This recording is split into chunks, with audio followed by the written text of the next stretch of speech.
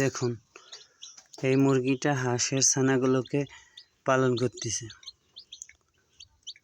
অথচ মুরগির ছানাগুলোকে ঠোকর মারে। মুরগির ছানাগুলো যখন ওর কাছে দেওয়া হয় ঠোকর মারে, এই জন্য ওদেরকে আলাদা আটকে রাখা হয়েছে।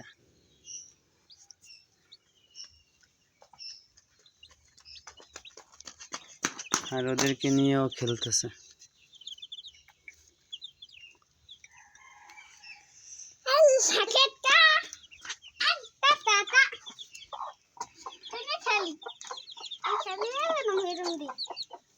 এই হাঁসগুলো মুরগিগুলো পালন করে হলো এই জুহান।